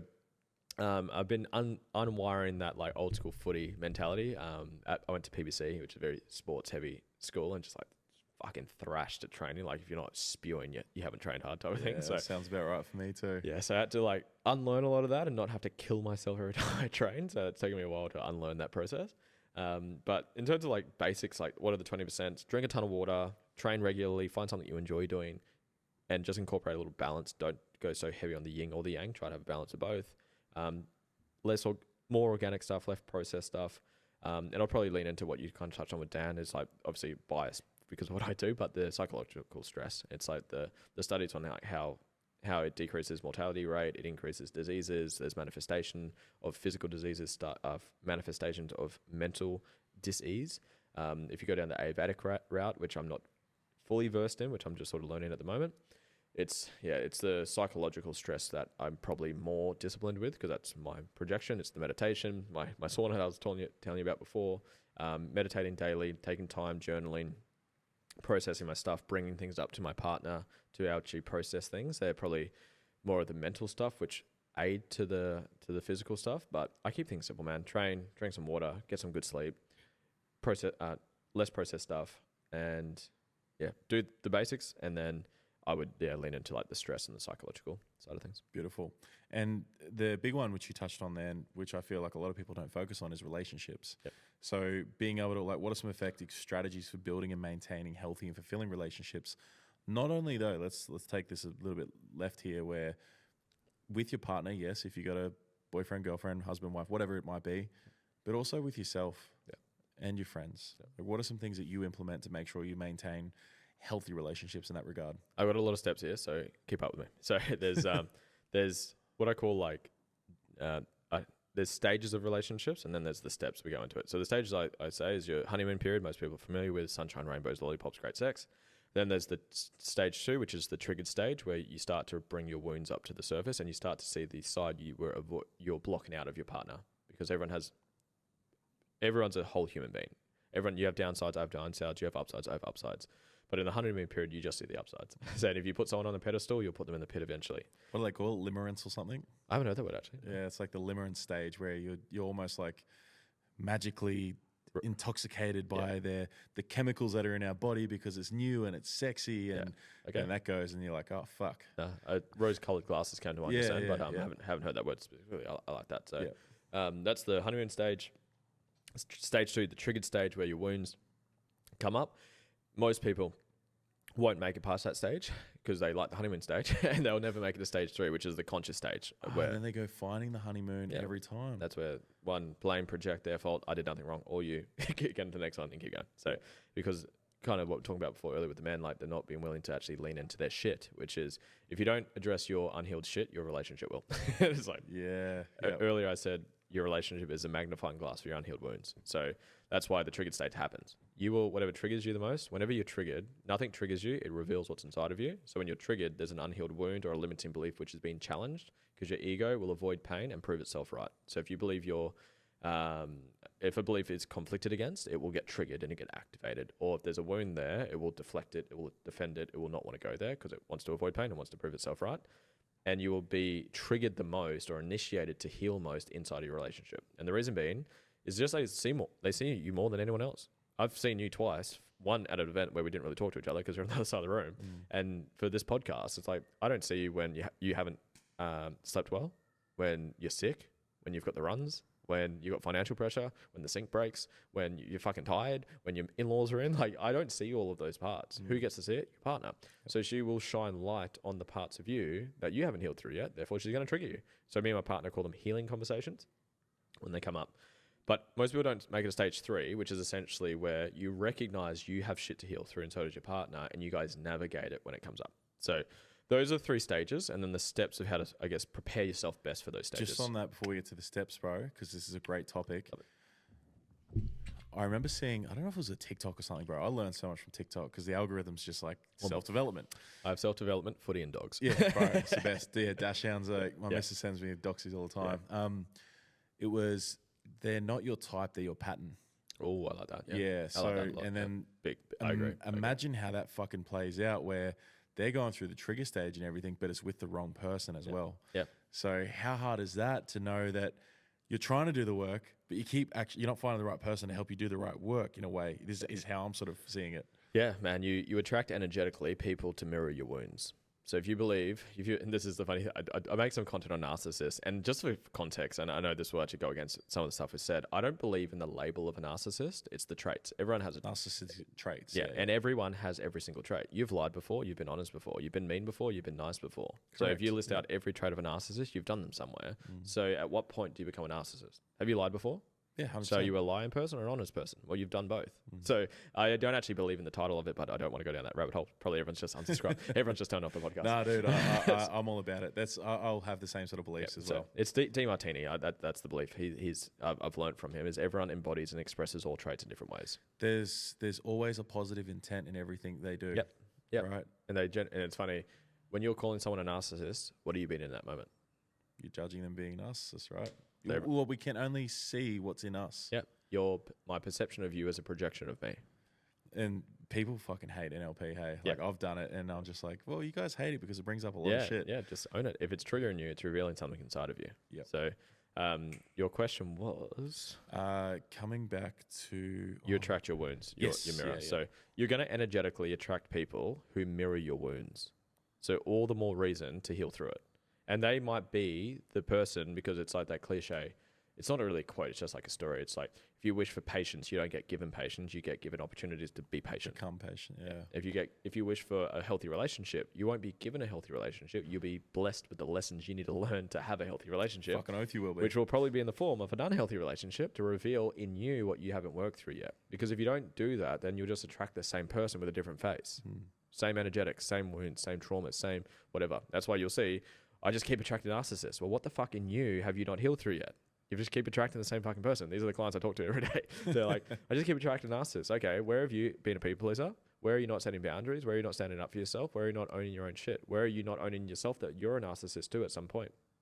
How do they normally respond to it? You got to have rapport. I just went straight to the jugular just then. Yeah. But you need a lot of rapport and obviously healing and connecting and all that stuff and teaching. I'm a big I like Joe Dispenza when you understand the why, the how's easy. So I go through why. I teach the foundation of the principle and the laws and the tools that I use, and then I'll go through the tool. So I'm just jumping straight to the juicy points here. But so that's how I'd like to be coached. Yeah, just give it to me, Destroy brother. me. Go for it. So point of it is you don't heal through whatever you've got, and we've all got our wounds. You will keep attracting the same person with the same face, and you repeat lessons until you learn. You repeat problems until you learn the lesson it's there to teach you. So does that address your question? 100%, yeah. Yep. So going to the steps now. Cool. So 3 stages: honeymoon, triggered, conscious. These are the steps I recommend people doing to set them up for success to get to stage 3. Number 1 is kind of to your point you mentioned about like friendships as well. Stage 1 for me, or step 1, is to become whole. Now, what does that mean? You're never fully complete in terms of your healing journey, to a point where you are not reliant on anything external for your fulfillment and wholeness, whatever that looks like. If we're both single and I hate my life and you make me happy, you complete me. Literally, that's what you complete me.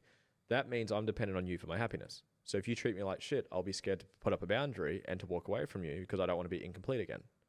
So you need to come from a place of being whole. I loved my life. I had a lot of work. Georgia helped me initiate my journey a lot more, and she helped me open my heart a lot more. But I, hand on heart, have a great life without Georgia. I love her. I want to be with her. We're getting married not in less than 3 weeks. I want to be. Bro. Thank you, my brother. And I'm really grateful and excited to do that. At the same time, I'm detached from her. Like if she woke up tomorrow and started treating me like shit, like say she just became a different human for whatever reason. She woke up tomorrow, she started smoking drugs, hardcore drugs, not weed, like drugs that I'm not into. Just become an absolute mean person, horrible person, treating me like shit, disrespecting me and all that stuff. I'd have no hesitation to set a boundary. So babe, I love you, but are you okay firstly? What's going on? Like what the fuck's happened? But I love you, but where's this coming from? Oh, this is who I am now. I just want to be real with you. I will not be with someone like this. So what's going on? No, that's who I am. Sorry, well, baby, I love you. Let's fucking end this. And I'm saying this very masculine, no emotions. Obviously, I'll be emotional and all this stuff. But the point I'm saying is, I'm not attached to my partner for my happiness. My life is amazing without my partner. It's even better with her. So step one, be whole, and whatever that looks like: healing, understanding values, understanding purpose, understanding vision, looking after your career. Get into a good place where it's like, I fucking have an epic life, and then find someone who's at the same level. So that's the first step. Second step is know the vision for your relationship. So what? Because if you say I want to have kids and you never want to have kids, but you're whole and I'm whole, and it's like the chemistry and compatibility conversation. You've heard that. So it's like chemistry, we light each other up, and compatibility is like, does it actually make sense for us to be together? Like me and my partner want kids. I'm not a big traveler. She's not a big traveler. I love learning. I love making money. She wants to support me with my mission. If someone, I always joke about this. I'm like a hermit crab, bro. I left my house for the first time this week to come here. So besides gym and stuff like that, but Don't worry, I'm the same. I wake up to train, come home, work, and I work from home. So I never really leave the house. If I had like a gypsy style like traveler that just wanted to travel all the time, don't date me. Like honestly, That's don't. Dan, bro. Like, Yeah. he put that in his form. Yep. He's like, I'm a gypsy. Yeah. Okay. So Daniel, I know Daniel. We work together, we're good friends, and is shit at table tennis if he watches this. So I'm winning. If someone like, hey, I just want a partner where I can travel the world with and just experience every country together, don't date me. Like 100%. Even if we've got the best sexual connection and all the energetics make sense and we're all whole and complete and all that stuff, I don't make sense to be with you. Our goals, our visions don't align. So that's why be whole. Make sure that your visions align with each other. And so you have your vision and your partner has theirs and it's aligned. And then you need to own and recognize that you have wounds. Every human being has wounds. And they're going to come up in your relationship and you need to own it that it's yours, not theirs. Your partner doesn't trigger you. Your partner reveals what's inside of you. Now, you need to learn how to discern between what's a trigger, what's a boundary. That's a good conversation. That's hard to answer. It's a discernment. Is this bringing up a wound for me, or is this just something I don't tolerate for myself? Yeah. Is there a hard boundary there for this bullshit? Yeah, and it's the way I answer that is, what's the emotional reaction? If I say something, can you emotionally snap? There's something in you versus like, hey, bro, I just want to be real with you. I don't tolerate that. Yeah. Different energy, right? Yeah. So it's like firmness. It's like calm assertiveness. If you've done Cesar Millan, the dog whisperer, it's like, I don't tolerate that. Versus fuck you. Like if you do that, there's a trigger in you. Yep. So wholeness, know your vision, make sure it's aligned, make sure you recognize you've got stuff, they've got stuff, and you actually initiate it and take ownership in the relationship. And then the fourth one is implementing standards, expectations, and communication. So making sure, hey, here's the vision, this is where we're getting to, how are we going to get there? So for me, our vision, we're doing very well financially, we've got a beautiful home, we've got animals, we've got home sauna, ice bath, I've run retreats at my property, like that's the vision I've got for my life, and beautiful relationship and all that stuff. It's like, who do I need to become to be worthy of that? And who does my partner need to become for her to be worthy of hers? And then how do we hold each other accountable to get there in a healthy way? So those are the standards, expectations, and communication. So they're like the four, like obviously there's a lot of detail in each of those steps, but those are the 3 stages and the 4 steps that I recommend for relationships and obviously friendships too, because you could translate that straight over to friendships as well. Yeah. I love that. I think even in all that, there's this thing that just popped up where it's like, man, people need like a conscious compatibility test that they can give the person they go on the date with to be like, hey, can you just fill this out real quick? Yeah, there's that funny meme. It's like, I've posted it before. This guy makes this funny content. I forget his name off the top of my head, but it's like 18-year-old dating versus like 30-year-old dating. It's like, oh, your hands are so big. Yeah, they're so big. Yeah, it's like, and then the older version. It's like, so tell me, how much inner work have you done? How do you project your wounds onto people? Are you aware of your attachment styles? It's like, that's like, do you know how to communicate like a fucking human? Like, it's like just taking the piss out of it. So, but that's like, as funny as it is, it's got to be fucking real, right? Like we honestly get to that point. We're lucky enough to obviously have found our ones, right? Which is awesome. And like, I know how it feels, bro. So congrats. Thank you. But for anyone listening that might still be struggling with that, or they're with who they think is the one, but they're struggling to get through that triggered phase, this is where you talk to people like Lewis. This is where you reach out and go, how can I look within to sort out my shit with my mum and dad, probably. Yeah. The father wound, the mother wound, usually playing out. And then you can have a better relationship. Wouldn't that be wild? Yeah. That's a thing? Yeah. What the fuck? Yeah. A little tool that I got from Jacob and Meg, they're coaches on the Gold Coast. Yeah, they're amazing. Shout out. Yeah. O'Neill. Men's coach, right? Yeah, So, he was the first one to do a podcast in here with me. love it. Oh, good. Yep. There you go. Feel very And honored. my partner loves Meg. Love it. They're a good couple. It's funny. I got invited to speak at a relationship event, and I don't talk too much about relationships. But some people ask for some. I feel like advice you'd be on it. really good at it. I do enjoy it. I like those things. But it's like, you know how like it's like How to Win Friends and Influence People. Great book. Go read it. It's like I've never really had troubles communicating with making friends, but those are my wounds and overcompensating for them, so I'm aware of that. But it's like, yes, there's obviously been challenges, but it's like, because I'm doing those things, I guess, from my work, it's like makes sense to me. But anyways, they shared this tool at this event that I got invited to talk to. They were talking to, and it was funny because I called them mental blocks, and they said the same thing but way better. So I'm like, they just said everything I was going to say but way better. So I'm going to freestyle this thing. But Beautiful. they pretty much use this analogy. So you've got your heart, you've got your partner's heart, and picture a channel between each other's hearts. And when the channel is clear, there's great sex, great intimacy, great communication, great presence, great energy, great aliveness. And when it's blocked, there's frustration, there's shame, there's annoyance, there's whatever, avoidance, there's disconnection, there's lack of intimacy. And things that can clog the channel are just like not following through on your word, not validating, not connecting with each other, just not being the person that you want to be with. So a beautiful question to ask yourself now that you understand the analogy is, what's blocking the channel right now? Asking yourself that question, and ask your partner. I literally did this last night. I said, babe, like we had a healing conversation, and I said, babe, is there anything else blocking the channel for you right now? Can you please lean into it for me? And she said, take a breath. She's like, no, there's nothing there. Is there anything from you? No, I'm all good. Thank you. So just being able to actually have a healthy framework of like, okay, we're feeling a little bit off right now. What's blocking the channel? What is it? Fuck, you said something the other day. It was really small and you said it, but it actually hurt. Okay, I didn't mean it to come across that way. I'm sorry. This was my intention. This was my perspective. I didn't mean it, but I can understand why it came across that way. I will be better next time. Thank you. And just doing that and having those micro ones rather than a big fucking one, because it's just, you haven't let the steam out of the kettle. That's and it gives you that chance to, as you said, just to gradually just let it ease out a little bit, which is great. Last one, bro, would be spirituality. How do you connect? Because like we both know, like when you start really connecting with what you want to connect with, which is self, what practices would you recommend for people to really start to? Because I personally think this is what started my journey. It was going to a Cool to Be Conscious experience. Cool, love it. Doing some holotropic breath work. Love it. And it brought up a lot of shit. The rage, bro. I was full, like, and I remember, I think it was Ryle Rue, it come up on my solar plexus and full, like, and then as he put it down, there it is. He's just like, and I was, before I started doing it though, I'm hearing everyone else screaming. I'm like, where the fuck am I? Now I know. I've run many breath events. You know it's now. like, yeah. So I get it. for yourself, bro, what would you recommend for people? I've been really, like, you're always on the journey. Like I said, just some people aren't conscious that they're on the journey. We're cliche. We're not human beings having a spiritual experience. We're spiritual beings having a human experience. So we've just got this soul, this essence, this being of who we are, and then we've just got a meat suit that carries us around to interact with the 3D world. So I've been really leaning more into spirituality in the last probably 12 months. I've been really sort of dialing that up. I worked with a Reiki teacher in the last for 6 months, Jessica Ann. She's on the Gold Coast. Jessica Ann's epic. She's amazing. So I did 6 months with her. Nav actually referred me to her. Nice. The referral king, Nav. And yeah, that was amazing. I just picture her as she unlocks your intuition and opens the channel more.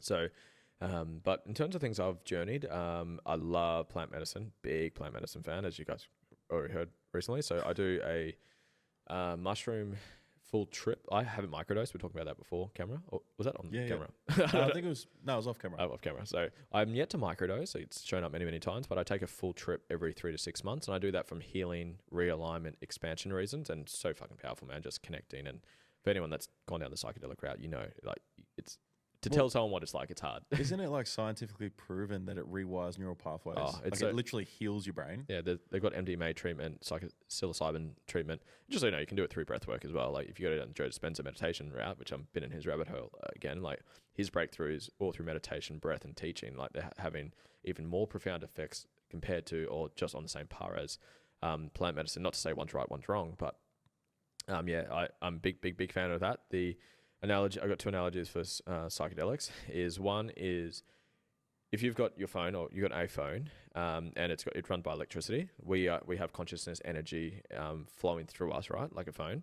If you were to plug that phone into the wall to charge, but all the electricity in this building went into that phone, what's going to happen to the phone? It's going to blow up too much. So we have a filter that reduces the amount of energy that flows in.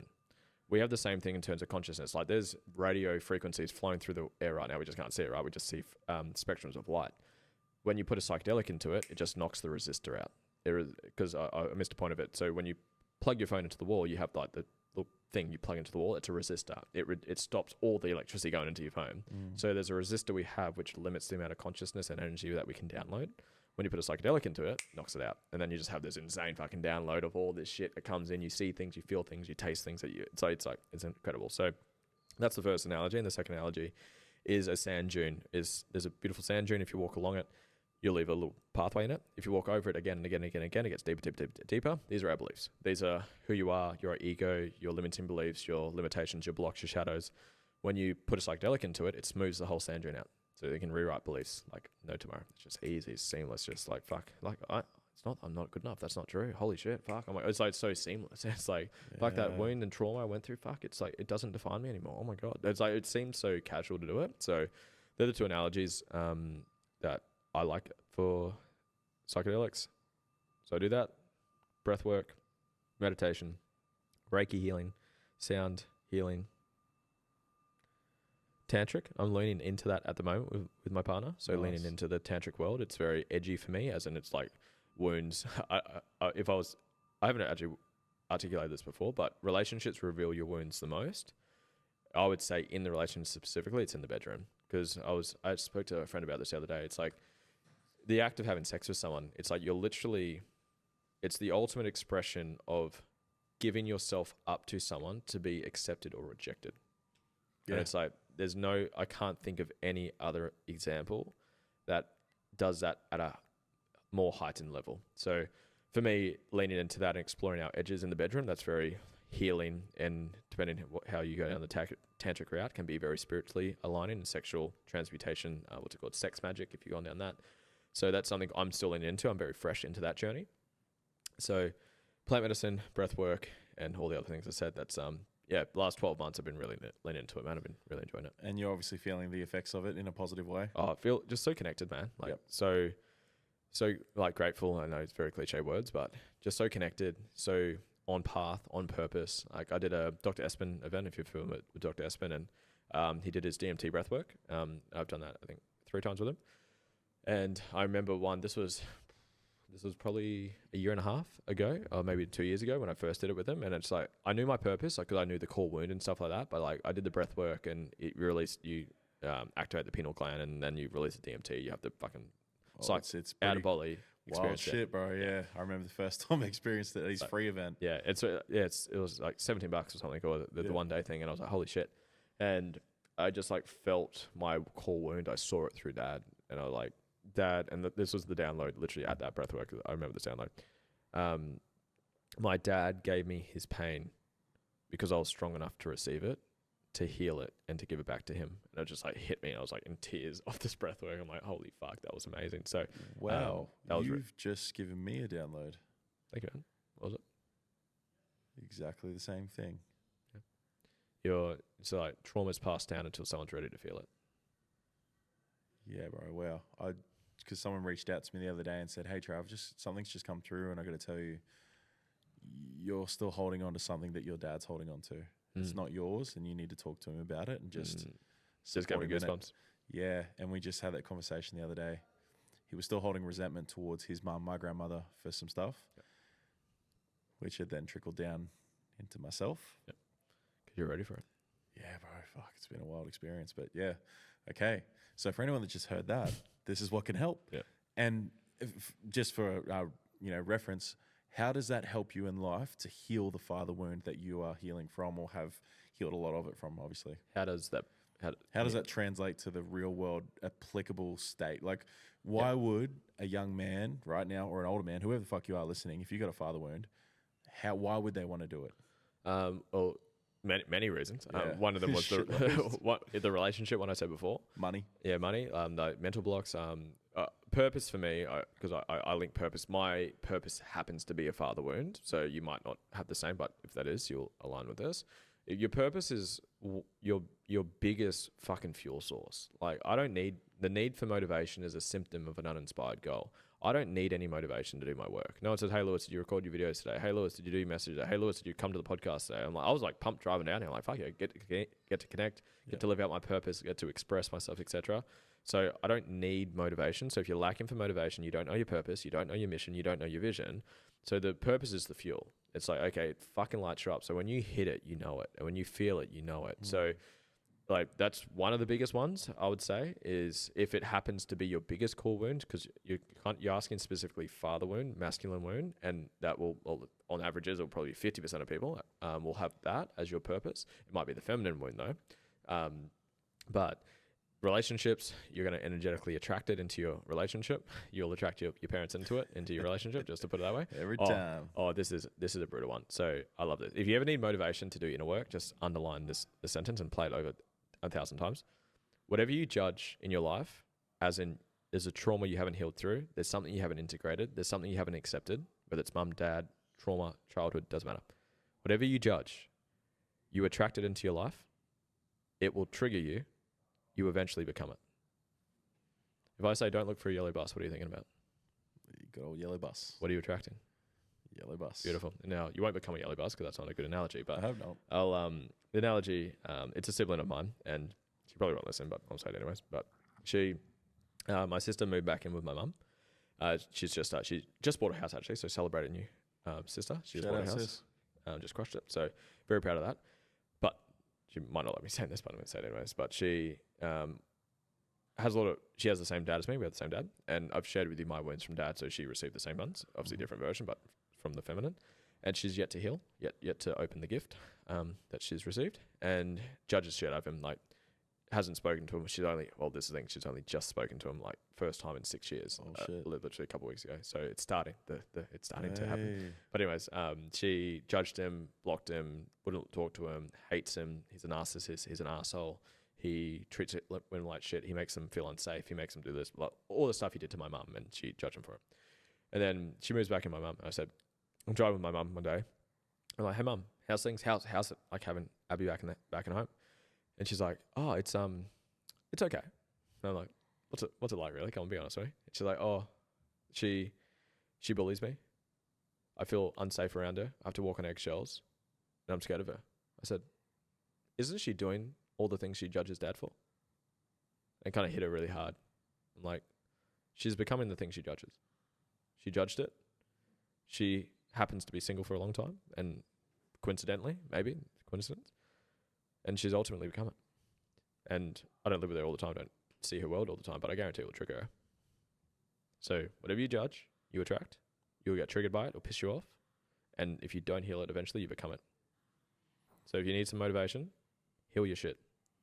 Heal the people that hurt you, or you'll become them. Cut clip. Dude, I don't even know where fuck. Let's come back on track for a second, because we've done 2 hours.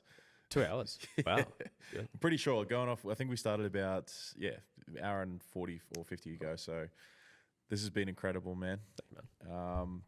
I'd like to just throw a little quote in here, or a stat, because what Lewis and I have just talked about is very relevant for what's happening in Australia and New Zealand right now. Which sucks, because fuck, man, like, this is felt not only by you individually, but us as a society and a culture. And I want to help rewire our culture in our communities. So 67% of the workforce has quietly checked out. So whatever they're working in, whatever they're doing, they are fucking not there. They don't want to be in it. 81% of workers in Australia and New Zealand believe it's a good time to find a job. 47% of the workforce in Australia and New Zealand report experiencing stress. And the low employee engagement right now that's happening, because people whinge about, oh, no one wants to work. This is because people are thinking, feeling, discovering what they actually want to fucking do with themselves. But that's causing a lot of distress as well. It's like, I'm in this job and I want to do this, but I don't know how. There's a circle playing out, right? You know how that's affecting our economy? It costs the global economy 8.8 trillion because of low employee engagement. So this is why I was talking about before, bro, about getting into corporate. Yep. To go around and share with people probably just some basic shit that we know to help them. Because, guys, if you're in a job, like when I first started this whole thing, I used to talk shit about, oh, why would anyone want to cage themselves in and this, and this? Man, we need people. We need people to do those jobs. We need people to go to university and do the jobs that, help save our lives and all these other things. They're beautiful things. But just know that if right now you have a job or a role, a responsibility in this world, and you are disengaged, and I'll put myself in here as well, as the how dare I, just know that it's not just you it's affecting. If you're a nurse or something and you're disengaged from your life, which then translates into work, who is that person that you actually once used to love helping, not getting the full help that you can provide? Because you're dealing with some fuckwit outside of work that you don't want to be with. Or you just don't know why it's so toxic, and then you can't show up at work and all you do is talk shit about him with all your other girlfriends who are also dealing with toxic dickheads. Right? And it goes both ways. Yeah. Because that man or whatever you were with, he's probably dealing with the same shit on his side as well. He's probably showing up to try build a bridge, and he's fucking not doing a great job because he's worrying about you. Yeah. So let's really take it down to a piece of, can we go outside ourselves? I love self-love. I love myself. But can we start looking at a bigger picture and helping each other? Because yes, you might be a retailer, and I used to be I was at Rebel Sport for 6 years. But fuck, man, I took that job seriously. Until the end, I started, what am I doing? But I was having conversations with people like, hey, tell me about your dead dad. I'm selling him a pair of Kayanos. I was in the footwear section, making bank. Love it. But I was just making bank because I was fucking giving a shit and giving people a cool experience. Yeah. So just know you don't have to be a coach like ourselves or a podcaster or guest speaker and all this other stuff to make a change in the world. Can we please start showing up to the job, the responsibility, the life we've created consciously, maybe unconsciously a lot of the time too, and starting to engage again. 100%. Become connected with yourself again, whether that means that, let's say it is a Rebel Sport job. You show up, please just help the people that are in the stores. Give them a cool experience. You might actually save someone's life. I know I have, bro. I've had feedback because I actually smiled and asked them, how are they? Rather than just letting them walk around looking for someone and putting their hand up and be like, who the fuck's helping me? I remember this feedback where it's like, I just want to say thank you to that young man in footwear. He actually saved my life. I was ready to kill myself the next day. Great, man. Powerful. And because I actually went up and said, how are you doing? I don't remember the name or anything, but that happened quite a bit of just having these genuine conversations in a job that was deemed as less than. Because how many people would you know, bro, that, I'm just working retail. Oh, I'm just at a cafe. Oh, I'm just this. Fuck the just. How about rather than whinging about what you want to do and what you don't have, you create it within what you're doing. Love that. Because there's purpose in everything. And the story I'll come back to is my good mate, Charlie Owen. Yep. Shout out, Charlie. When he said, I use this with like every person I talk to now, bro, ever since he was on the podcast a year ago, and he said, have you heard about the janitor at NASA? Have you heard about it? I think I've heard it, but I wouldn't remember it. It was just like the way he told it was really cool, but it's like this guy walked in, he was at NASA, he walked into the toilets, and he walked around the corner and he saw this janitor just dancing, smiling, happy. And he couldn't help but ask him, he's like, why are you so happy? He turned to him and he said, because I'm putting a man on the moon. This motherfucker's cleaning toilets. But he knows he's part of something bigger. Absolutely. Because he's choosing to. How many times does anyone listening right now go to the job that they perceive that they hate? Because they're focusing on that.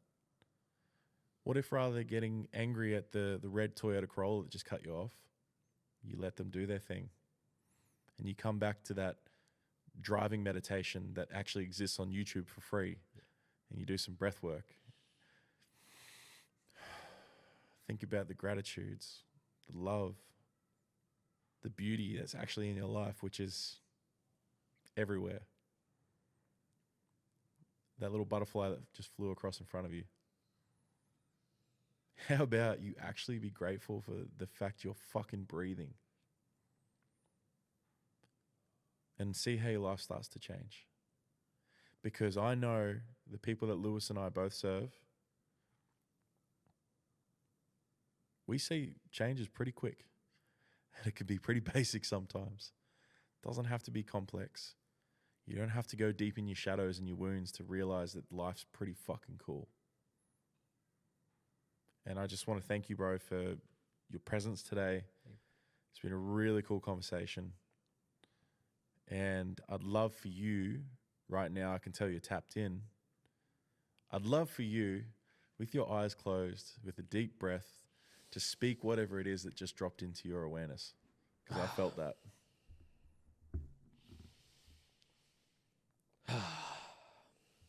What dropped in was just appreciation for you, to see you expressing yourself and living your truth. That was the admiration that was coming through. Thanks, bro.